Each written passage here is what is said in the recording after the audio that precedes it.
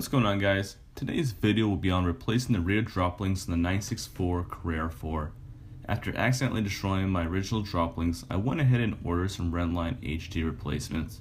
The HD drop links have a harder rubber than the originals, and the cost is pretty affordable. I'll drop a link down below to Rennline's website. Overall, I would say this installs on the easier do-it-yourself side of the spectrum.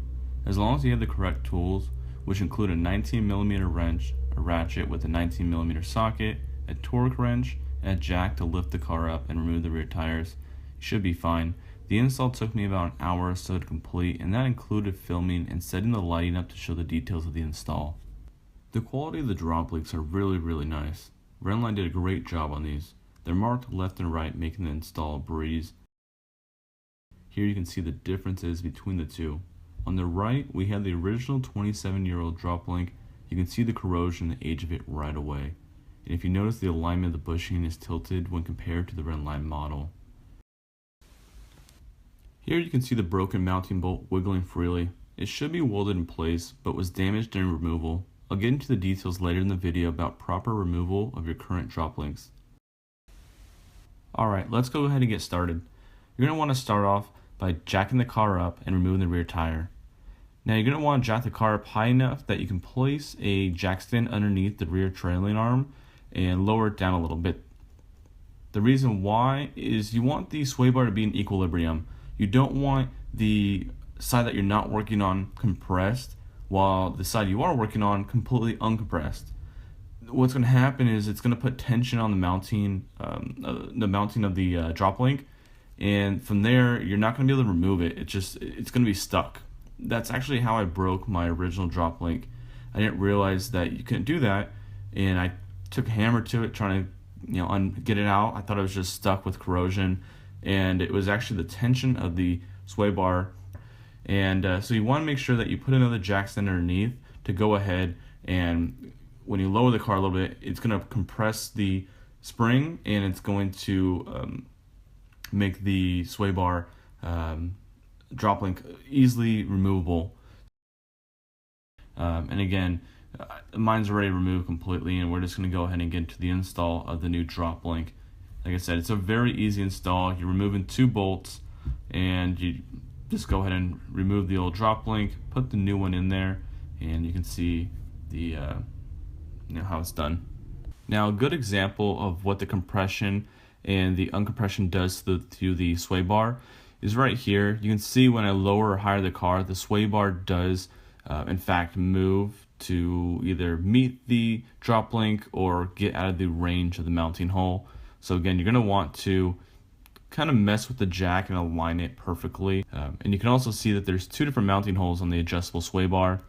Each position of the drop link, if you turn it 180 degrees, will change the direction or which mounting hole it does go to. I first put it in and it was going for the stiffer setting. The reason for going for the less stiff setting is that the previous owner solely tracked the car and had everything on stiff, which is fine. It drives great, but on the street it's a little overkill.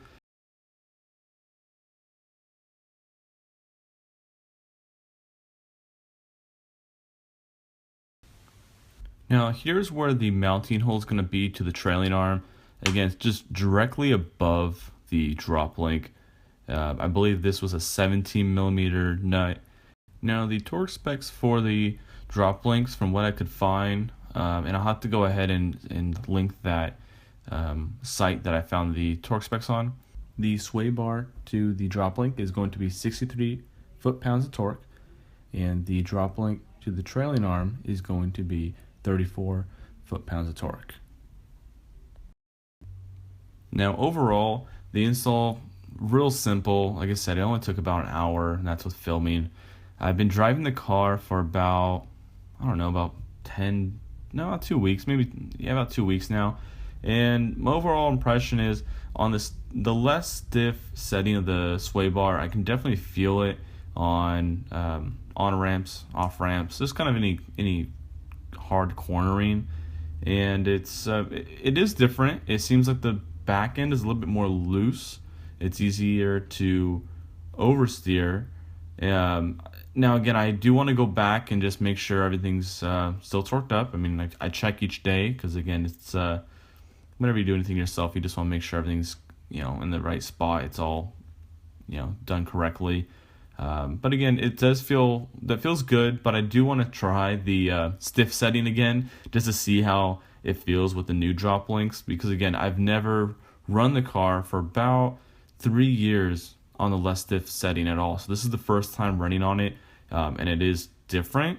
So again, I may go ahead and install it on the stiffer setting and try it out, but not before I take the car to the canyons and just kind of have some fun and see how how it all feels.